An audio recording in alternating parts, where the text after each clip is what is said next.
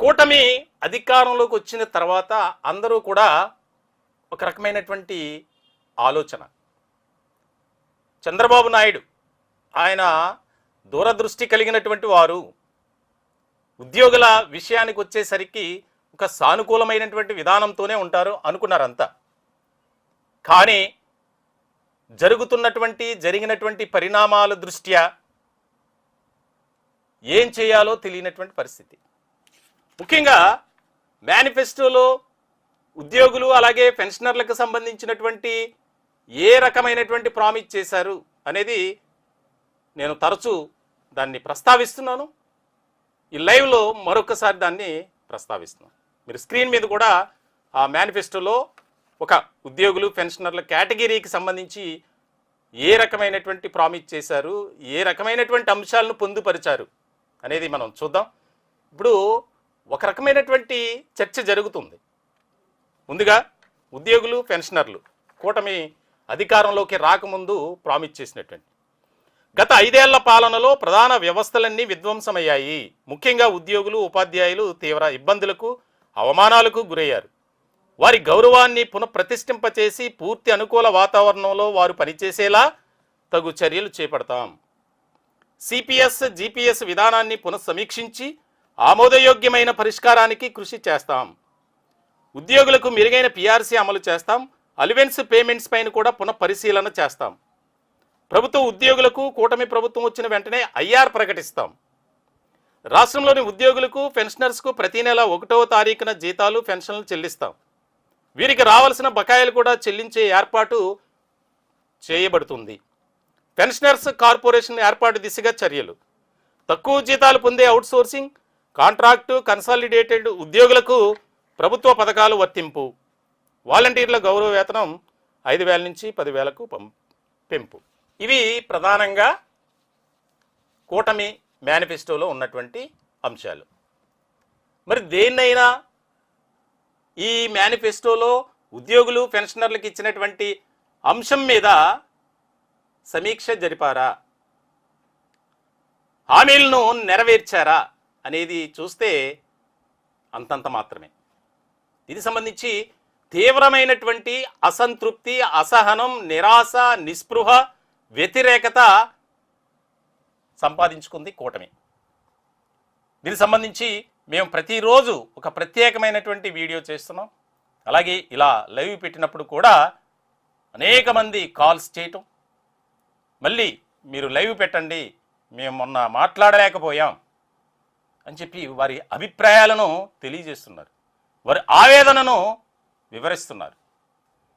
మేము ఎప్పుడు కూడా సామాన్యుడి చేతిలో సామాజిక అస్త్రం, మా ముఖ్యమైనటువంటి నినాదం సామాన్యుడి పక్షాన నిలబడాలి, పోరాటం చేయాలి, ఉద్యమం చేయాలి. ఆ సమస్యల పరిష్కారానికి సంబంధించి ఒక ప్రభుత్వం కానీ అధికారులు కానీ కీలకమైనటువంటి నిర్ణయాలు తీసుకొని ఆ సమస్యలకు పరిష్కారం చేకూరే విధంగా అక్కడ మేము చేస్తున్నాం. దీనికి సంబంధించి మీరు విజువల్స్లో చూస్తున్నారు. కోనసీమలో ఎన్నో ఏళ్లుగా వారు ఆవేదన వ్యక్తం చేస్తున్నటువంటి పరిస్థితి.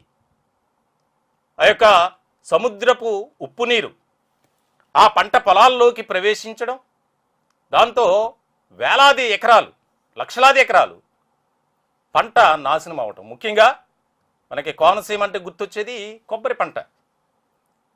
దానికి సంబంధించి 2 రోజులు ఒక సాహసోపేతమైనటువంటి ప్రయాణం చేసి అక్కడ పర్యటించి దానికి అందరికీ కూడా కళ్ళకు కట్టినట్లు చూపించడం జరిగింది. దీనికి సంబంధించి తాజాగా గుంటూరులో 3 రోజుల పాటు ఏదైతే ప్రపంచ తెలుగు మహాసభలు జరిగాయో ఆ సందర్భంగా స్పీకర్ చింతకాయల అయ్యన్న పాత్రుడు గారు, ఆయనతో మా చైర్మన్ గారు మంచాల సాయి సుధాకర్ నాయుడు గారు ఇంటర్వ్యూ చేశారు. దానికి సంబంధించి ఆయన కూడా అభినందించారు.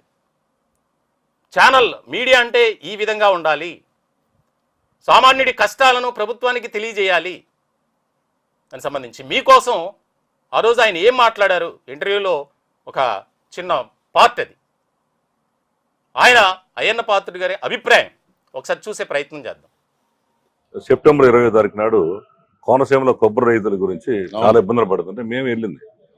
ఈ పోయిన గవర్నమెంట్ లో నానా ఇబ్బందులు పడేవాడు 5 సంవత్సరాలు కనీసం ఎవరు మొహం చూడలేదంట. సరే ఈ గవర్నమెంట్ ఇచ్చిన తర్వాత వాళ్ళ అవకాశం రావట్లా మీ దగ్గరికి. మీ బిజీలో మీరున్నారు ఎమ్మెల్యే వీళ్ళందరూ. గవర్నమెంట్ వచ్చి 1.5 year అయింది కాబట్టి వాళ్ళు నేరుగా మా దగ్గరికి వచ్చారు. విజయవాడ వచ్చి మా స్టూడియోకి, అయ్యా మా సమస్య ఎట్లా ఉంది, మీరు ధైర్యంగా చెప్పేవాళ్ళు మీ ఛానల్లో మేము చూసామంటే మేము వెంటనే అక్కడికి వెళ్ళి 2 days పడవలు వేసుకుని మా వాళ్ళు కూడా పాపం ఆడపిల్లలు వీళ్ళందరూ టీం అంతా వెళ్ళిపోయాం లైవ్ పెట్టుకొని. అసలు సమస్య ఏంటి అని ఆ సముద్రం దగ్గర నుంచి ఆ పాయలో ప్రయాణం చేస్తే 12 గ్రామాలు తిరిగాం. రియల్గా సమస్యల మీద లైవ్ కట్టినట్టు చూపించాం.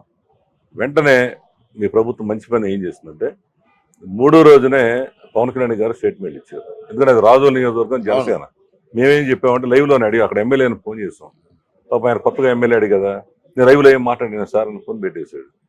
మేమేం చెప్పామంటే సమస్యని ప్రభుత్వం దృష్టికి తీసుకెళ్ళడమే మా మీడియా పని అనగానే 3వ రోజున ప్రభుత్వం స్పందించి వెంటనే పవన్ కళ్యాణ్ గారు స్టేట్మెంట్ ఇచ్చాడు.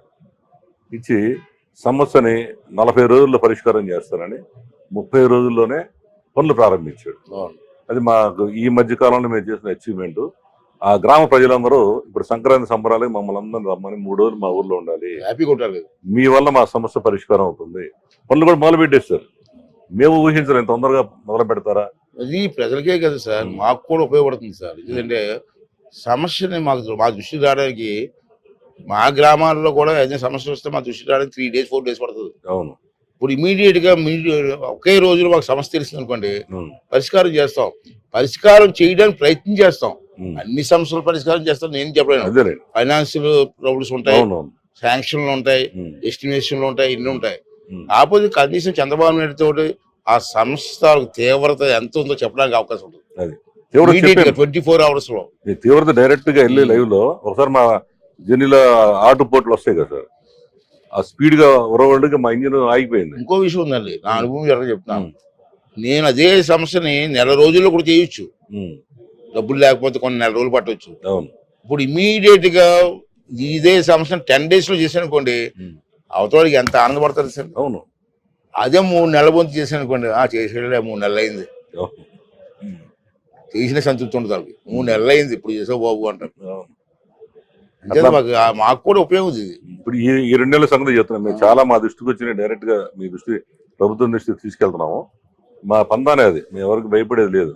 మీకు కూడా తెలుసు, గతంలో మా గుంటూరు మా ఆఫీస్ కూడా ఓపెన్ చేశారు. మాది కూడా మీట్ అయిపోయి మీరు ఉండవున్నట్టు ఎట్లా కుండబద్దగా మాట్లాడతారు. మేము అంతే, ఆ సమస్య ఉంది ప్రభుత్వాన్ని తెలియజెప్పాం. ఒకవేళ చేయకపోతే మీరేమన్నా దీక్షలు చేస్తారని మేము ఈ మద్దతు ఇస్తాం, అట్లా చెప్తాం. ఇప్పుడు మీ స్వార్థం కోసం మీరు ఇది చేయట్లేదు, ప్రజల సమస్యను పరిష్కారం చేయడం కోసం కొంచెం రఫ్గా ఉంటాం. ఒకవేళ నేను మంత్రిగా వెళ్తాను, ఇష్యూ వద్దు అంతే చాలా సీరియస్ అంటే చూద్దాంలే అన్నాడు అనుకో, నాకు ఎలాగో కోపం రాదా, కోపం రాదా, చూద్దాం లేదా 10 నిమిషాలు ఆగు, 10 రోజులు ఆగంటే అది వేరు. అప్పుడు డబ్బులు ఎక్కడ ఉన్నాయి సరే చూద్దాం అంటే ఎందుకు వచ్చావు ముందుకి జరిగింది. ఇప్పుడు రామారెడ్డి మీరు అన్నది నిజం. వీళ్ళందరూ ఏం చేస్తారంటే పాపం ఏం చేయాలని ఆ ఎమ్మెల్యేని పట్టుకొని రామారెడ్డి గారి దగ్గరికి వెళ్ళారు. ఇరిగేషన్ మంత్రి కదా, ఆయనే సాల్వ్ చేయాల్సింది. అవును. ఆయన వెళ్ళగానే ఆయనే చిరాకులో ఉన్నాడు.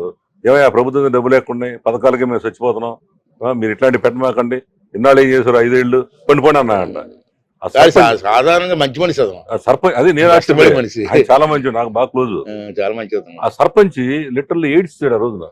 ఆయన ఇట్లా అంటే మా నాన్న పోయినప్పుడు చనిపోయారండి, చనిపోయినప్పుడు ఏడిశాను, ఇప్పుడు ఆయన అన్నప్పుడు ఏడిశానండి అన్నాడు. అట్లాంటిది మీ ప్రభుత్వం వెంటనే స్పందించేసరికి అదే రామానాయుడు గారు పరిగెత్తుకుని వచ్చి మా టీవీ వచ్చి అయ్యా నేను టీవీలో చూసాను నంబర్ 1 న్యూస్ లో, ఆయన మా వ్యాన్ కూడా ఆయనే ఓపెన్ చేశాడు రామానాయుడు గారు. పాలకొల్లో మేము వాళ్ళకి వెళ్ళినప్పుడు కొత్త వ్యాన్ని చూసి నంబర్ 1 న్యూస్ లో చూశాను. ఆ రోజు ఏదో చిరాకులో అన్నాను, వెంటనే పాపం వచ్చి చేయడమే కాకుండా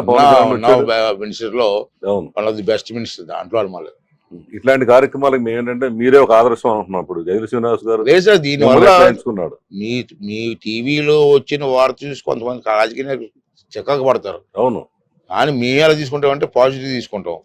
ఆ న్యూస్ మాకు తెలిసింది, పరిష్కారం చేసే అవకాశం మాకు వచ్చింది, త్వరగా పరిష్కారం చేసే అవకాశం ఈ టీవీ ద్వారా వచ్చిందని చెప్పి మేము పాజిటివ్గా ఆలోచిస్తాం.